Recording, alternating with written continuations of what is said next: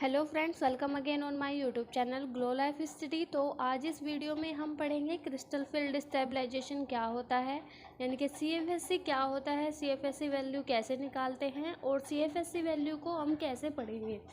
तो चलिए देख लेते हैं। आज का टॉपिक है क्रिस्टल फील्ड स्टेबलाइजेशन एनर्जी। ठीक है। और अगर आप लोगों ने पिछले टॉपिक आपने क्लियर होंगे कि क्रिस्टल फील्ड थ्योरी क्या होता है, ऑक्टाहेड्रल कॉम्प्लेक्सेस में कैसे यूज़ करते हैं और कैसे अप्लाई होता है वो, अगर आपने वो टॉपिक्स नहीं पढ़े हों तो आपको मेरे चैनल पर उसकी वीडियोस मिल जाएंगी, आप उस टॉपिक्स को क्लियर कर सकते हैं। और अगर वो टॉपिक्स आपको क्लियर होंगे तो ये टॉपिक्स आपको इजीली समझ आ जाएगा। तो चलिए देखते हैं आज का टॉपिक क्या है, क्रिस्टल फील्ड स्टेबलाइजेशन एनर्जी। चलिए पढ़ लेते हैं। देख लिए, पहले नॉर्मल सा इंट्रोडक्शन देख लेते हैं कि क्रिस्टल फील्ड थ्योरी में कैसे होता था। आप यहाँ देख सकते हैं, यहाँ पे एनर्जी लेवल लिया गया है और यहाँ पर क्या लिया गया है, 5 ऑर्बिटल्स लिए गए हैं जिनका नाम है dxy, dxz, dyz, dx² y² और dz²। ठीक है। यहाँ पर टोटल 5 ऑर्बिटल्स लिए गए हैं जो कि क्या रखते हैं, सेम एनर्जी रखते हैं।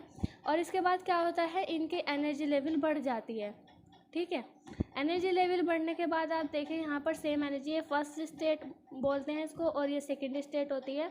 अब आप इसके बाद देख सकते हैं यहाँ पे क्या हो जाता है, स्प्लिटिंग हो जाती है डी ऑर्बिटल्स की। ये मैंने फुल इंफॉर्मेशन में पिछले टॉपिक्स में पढ़ाया था, आप मेरी पिछली वीडियो जाकर देख सकते हैं। अभी मैं आपको यहाँ नॉर्मल तरीके से इंट्रोडक्शन दे रही हूँ कि कैसे ये स्प्लिटिंग हुई थी। तो ये 2 पार्ट्स में डिवाइड हो जाता है, पहला ईजी ऑर्बिटल्स में, दूसरा T2G ऑर्बिटल्स में।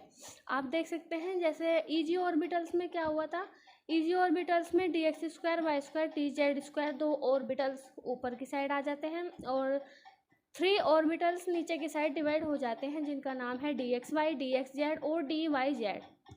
ठीक है, ये T2G ऑर्बिटल्स में आते हैं। और ईजी ऑर्बिटल और T2G ऑर्बिटल के बीच की जो हमारा डिफरेंस होता है, हम इसको डेल नोट से डिनोट करते हैं। और जो हमारा T2G ऑर्बिटल है उसमें हमारी ये जो देखने को मिलती है, हम इसे डेल 0 को किससे 0.4 से डिनोट करते हैं और 0.6 से डिनोट करते हैं ईजी ऑर्बिटल को। ये हमारा कैसे डी स्प्लिटिंग हुई थी डी ऑर्बिटल्स की। अब हम देखिए इसके बारे में, इसकी डेफिनेशन पढ़ लेते हैं, अच्छे से समझ आ जाएगा। CFSC यानी कि क्रिस्टल फील्ड स्टेबलाइजेशन एनर्जी क्या होता है, T2G साइड में 0.4 डेल 0 4 DQ एनर्जी की कमी होती है। यानी कि आप देख सकते हैं जो हमारा T2G ऑर्बिटल है इसमें कितने की कमी है, 0.4 डेल 0 की कमी है, एनर्जी की कमी है। अब देखिए आप क्या है यहाँ पर, ईजी साइड में 0.6 डेल 0 6 DQ की वृद्धि होती है। जो हमारा ईजी साइड होता है, ईजी ऑर्बिटल होता है, इसमें 0.6 की क्या होती है, वृद्धि होती है। फिर इसी कमी या वृद्धि को हम नेगेटिव या पॉजिटिव चिन्ह से व्यक्त करते हैं। नेगेटिव से या पॉजिटिव जो हमारा साइन होता है उससे हम इसको डिनोट करते हैं। फिर इसके बाद देखिए, इलेक्ट्रॉन में पहले लो एनर्जी तल को ग्रहण करने की प्रवृत्ति पाई जाती है। इस प्रकार देखिए, आपको यहाँ से नज़र नहीं आ रहा होगा, अब आप देख सकते हैं। इस प्रकार T2G ऑर्बिटल में इलेक्ट्रॉन का प्रवेश ऊर्जा का उत्सर्जन करता है। यानी कि आप देख सकते हैं जो हमारा इलेक्ट्रॉन है, इलेक्ट्रॉन में पहले लो एनर्जी तल को ग्रहण करता है। यानी कि जो हमारा इलेक्ट्रॉन है, मान लीजिए यहाँ पर हमारा डी ऑर्बिटल्स में कोई इलेक्ट्रॉन है तो वो सबसे पहले किस लेवल को ग्रहण करेगा, तो वो सबसे पहले क्या करता है, T2G ऑर्बिटल को, यानी कि लो एनर्जी लेवल को ग्रहण करता है। सबसे पहले क्या होता है, इसमें इलेक्ट्रॉन फिल होते हैं। यानी कि यहाँ पर हमारे डी ऑर्बिटल्स में कोई इलेक्ट्रॉन है तो सबसे पहले हमारा T2G ऑर्बिटल में जाएगा। तो ये जो हमारा इलेक्ट्रॉन फुलफिल करने का जो सिस्टम है लो हाई फील्ड, ये मैं आपको थोड़ा आगे बताऊंगी, आगे अच्छे से समझाऊंगी। अभी आप यहाँ देख सकते हैं, इस प्रकार T2G ऑर्बिटल में इलेक्ट्रॉन का प्रवेश ऊर्जा का उत्सर्जन करता है। जो T2G ऑर्बिटल होते हैं उसमें इलेक्ट्रॉन का प्रवेश होता है तो वो ऊर्जा का क्या करता है, उत्सर्जन करता है, यानी कि एनर्जी रिलीज करता है। तथा ईजी ऑर्बिटल में ऊर्जा का अवशोषण होता है। और जो ईजी ऑर्बिटल होता है, यानी कि हाई लेवल जो ऊपर की साइड होता है, ईजी ऑर्बिटल में क्या होता है, एनर्जी का अवशोषण होता है, यानी कि वह एनर्जी गेन करता है। और T2G ऑर्बिटल क्या करता है, वो एनर्जी रिलीज करता है। ठीक है। अब चलिए हम देख लेते हैं। इस तरह जो टोटल एनर्जी निष्कासित होती है उसे क्रिस्टल क्षेत्र स्थायीकरण ऊर्जा CFSE कहते हैं। यानी कि इसी प्रकार से जो हमारी टोटल एनर्जी निष्कासित होती है, जो हमारी जो एनर्जी होती है वो कितनी रिलीज़ हो रही है और कितनी अवशोषण यानी कि कितनी एब्जॉर्ब हो रही है, उसी चीज़ को हम क्या कहते हैं, क्रिस्टल क्षेत्र स्थायीकरण यानी कि crystal field stabilisation energy CFSE कहते हैं। अब हम देख लेते हैं CFSE वैल्यू कैसे निकालते हैं, कैसे निकाली जाती है CFSE वैल्यू। तो सबसे पहले हम देख लेते हैं हमारा 5d ऑर्बिटल्स है, वो हमारी स्प्लिटिंग हो चुकी है। आपको पता है Eg ऑर्बिटल है, T2g ऑर्बिटल है। मान लीजिए हमारे पास d ऑर्बिटल्स के सेम एनर्जी के 5 ऑर्बिटल्स है, उसमें हमारे पास क्या है, एक इलेक्ट्रॉन है। तो हम CFSE वैल्यू कैसे निकालेंगे? तो सबसे पहले आप देख सकते हैं हमारे पास एक ऑर्बिटल है, तो हम क्या करेंगे, एक ऑर्बिटल हमने ले लिया तो हमारा CFSE का एक फॉर्मूला होता है CFSE निकालने का, -0.4m प्लस के 0.6n del 0। तो हम क्या करेंगे, हमारा एक ऑर्बिटल है, एक और d ऑर्बिटल्स में 5 में हमारे पास एक इलेक्ट्रॉन है, तो हमारा ये एक ऑर्बिटल कहाँ कूद कर चले जाएगा, ये कूद कर आ जाएगा हमारे T2g ऑर्बिटल में। क्योंकि मैंने आपको बताया था जो हमारे d ऑर्बिटल्स में कोई इलेक्ट्रॉन होता है वो सबसे पहले क्या करता है, लो एनर्जी ग्रुप को यानी कि इसको सबसे पहले फुलफिल करेगा T2g ग्रुप को। ठीक है, T2g ऑर्बिटल जो हमारे होते हैं dxy dxz और dyz जो होते हैं हमारे, मैंने आपको यहाँ पर बताया था कि अगर कोई इलेक्ट्रॉन हमारा इनके d ऑर्बिटल्स में है तो हमारा सबसे पहले क्या करेगा, ये वाला जो लो एनर्जी तल है इसको ग्रहण करने की प्रवृत्ति रखता है, सबसे पहले इसको फुलफिल करेगा। ठीक है, कुछ इलेक्ट्रॉन्स ऐसे होते हैं, जैसे हमारे पास यहाँ पे 2 इलेक्ट्रॉन्स है, फिर उसके बाद यहाँ पर आ जाएंगे, अगर 3 है तब भी आ जाएंगे। लेकिन अगर 4th कंडीशन हो तो आप क्या करेंगे, तो अभी आप इतने का ही समझिए, उसके बाद मैं आगे आपको 3rd, 2nd, 4th का भी आपको समझाऊंगी। तो चलिए देखिए, हमारा CFSE वैल्यू निकालने का फॉर्मूला है -0.4m प्लस 0.6n del 0। यहाँ पर m क्या है, m हमारा T2g है, हम n से T2g को डिनोट करते हैं, और m हमारा 1 है क्योंकि हमारा यहाँ पर एक इलेक्ट्रॉन है। d ऑर्बिटल में कितने इलेक्ट्रॉन है, एक है। फिर हम देखते हैं n क्या है, n हमारा यहाँ पर Eg ऑर्बिटल है, Eg ऑर्बिटल में हमारे इलेक्ट्रॉन्स नहीं है, इसलिए हमने Eg ऑर्बिटल की वैल्यू 0 ली है। तो अब हम यहाँ पर सॉल्व कर लेते हैं, माइनस के 0.4 मल्टीप्लाई 1 m की वैल्यू रख लीजिए, और इसके बाद 0.6 मल्टीप्लाई 0 की वैल्यू रख लीजिए, 0 है, और बाहर क्या आ जाएगा, del 0 आ जाएगा। तो हम इसकी मल्टीप्लाई करेंगे, कितना आएगा, -0.4, और इन दोनों की मल्टीप्लाई करेंगे तो 0 आ जाएगा। ठीक है, ये del 0 आ जाएगा।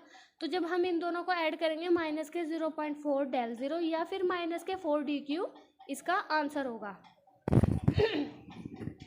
अब आप देखिए, हमारा लो फील्ड है, लो फील्ड के लिए तो हमारा -0.4 del 0 आएगा, और हाई फील्ड के लिए भी हमारा सेम आएगा। वो क्यों, क्योंकि हमारे पास क्या है, d ऑर्बिटल्स में सिर्फ एक इलेक्ट्रॉन है, और जब सिंगल इलेक्ट्रॉन होता है तो कंडीशन सेम ही रहती है। चलिए अब देख लेते हैं, अगर हमारे पास 2 इलेक्ट्रॉन्स है d ऑर्बिटल में तो हम कैसे CFSE वैल्यू निकालेंगे।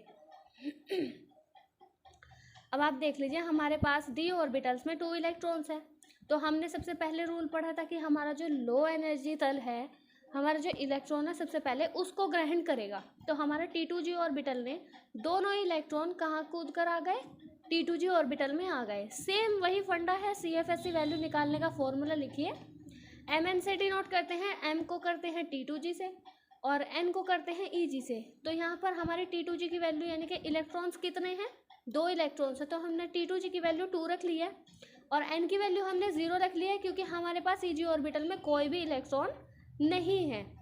तो हमने क्या किया, दोनों की वैल्यू रख दी, मल्टीप्लाई करा दी, उसके बाद हमारा क्या आया, माइनस के 0.8 प्लस 0, दोनों को हमने ऐड कर दिया, तो हमारा आंसर आया माइनस के 0.8 del 0। ठीक है, अब हम इसका भी देख लेते हैं, लो हाई फील्ड के लिए हमारा क्या रहेगा।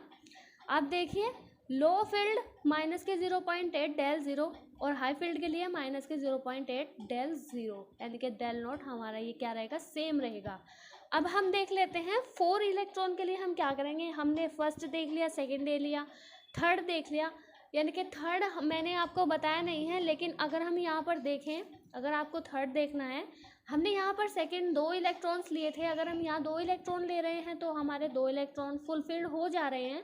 लेकिन अगर हम यहाँ पर 3 इलेक्ट्रॉन्स लेंगे तब भी हमारे फुलफिल्ड हो जाएंगे। और मैंने आपको बताना है कि हमारा जो ये ईजी इलेक्ट्रॉन है यहाँ से यहाँ पर कूद कर कैसे जाएगा, यानी कि ये फुल फिल्ड हो जाता है तो इसका क्या रोल होगा। तो 3 अगर आ गए तो 3 तो हमारे पास T2G में ऑर्बिटल्स हैं, तो 3 कंप्लीट हो जाएंगे। 3 तो आपको सेम होगा, तो इसको आप खुद भी कर सकते हैं। अब मैं आपको बताऊंगी अगर हमारे यहाँ पर 4 है और यहाँ पर 3 हो जाएंगे रूल के हिसाब से, फिर हम कैसे CFSE वैल्यू निकालेंगे। ठीक है, चलिए देख लेते हैं 4th इलेक्ट्रॉन के लिए CFSE वैल्यू कैसे निकालते हैं। हमने d ऑर्बिटल्स ले लिए हैं, सेम प्रोसेस की तरह EG T2G ऑर्बिटल में हमने इसको डिवाइड कर लिया है, 2 पार्ट्स में डिवाइड हो चुके हैं। अब हमारे पास d ऑर्बिटल में 4 इलेक्ट्रॉन हैं। 4 इलेक्ट्रॉन को हम क्या करेंगे, सबसे पहले हमारे पास रूल ये होता है कि हमें क्या करना है, लो एनर्जी तल को ग्रहण करना होता है, यानी कि T2G को करना होता है, सिंपल बात है बिल्कुल। इसके बाद हमें क्या करना है, अगर यहाँ पर हमारा है लो फील्ड के लिए हम CFSE वैल्यू निकाल रहे हैं, तो हम क्या करेंगे, एक ऑर्बिटल अगर यहाँ पर हमारा एक्स्ट्रा है तो वो कूदकर EG ऑर्बिटल में चला जाएगा। लेकिन अगर हमारे पास ये हाई फील्ड के लिए हम निकाल रहे हैं, फॉर हाई फील्ड के लिए CFSE वैल्यू निकालेंगे, तो हमारा इलेक्ट्रॉन यहाँ कूद करके नहीं जाएगा, हमारा इलेक्ट्रॉन यहाँ फुल फील्ड होने के बाद यहीं से रिपीटेड हो जाएगा। इनके जैसे 1 2 3 हमने इसको फुल फील्ड कर दिया, इसके बाद हमारा यहीं से रिपीट हो जाएगा 1 2 3, यानी कि 1 2 3 4 5 6। लेकिन अगर हमारा लो फील्ड है तो हमारा ये इलेक्ट्रॉन कूद करके EG ऑर्बिटल में चले जाएगा। तो सबसे पहले हम लो फील्ड के लिए देख लेते हैं। मैंने यहाँ पर हाई फील्ड के लिए भी दिखाया गया है, कोई बात नहीं, आप पहले यहाँ पर देख लीजिए। लो फील्ड के लिए हम कैसे यूज़ करेंगे CFSE 4 इलेक्ट्रॉन के लिए।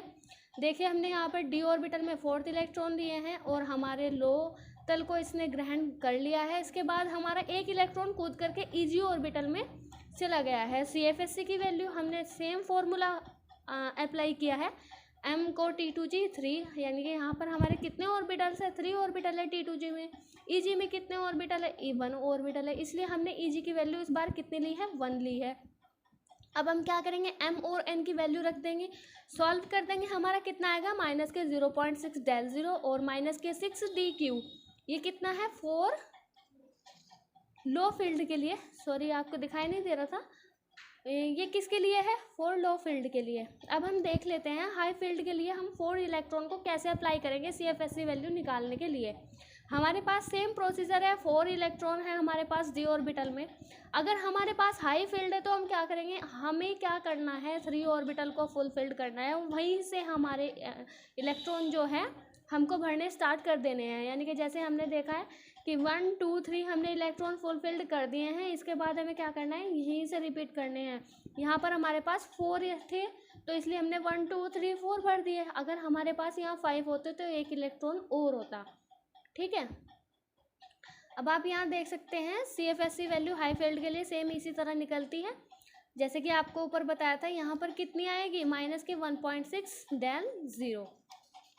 ठीक है, अब अगर आपको मेरा वीडियो अच्छा लगा हो तो आप मेरी वीडियो को लाइक और चैनल को सब्सक्राइब ज़रूर कीजिए, और अगर आपको पीछे के टॉपिक चाहिए हों तो आप मेरे चैनल पर जाकर देख सकते हैं। Thank you for watching.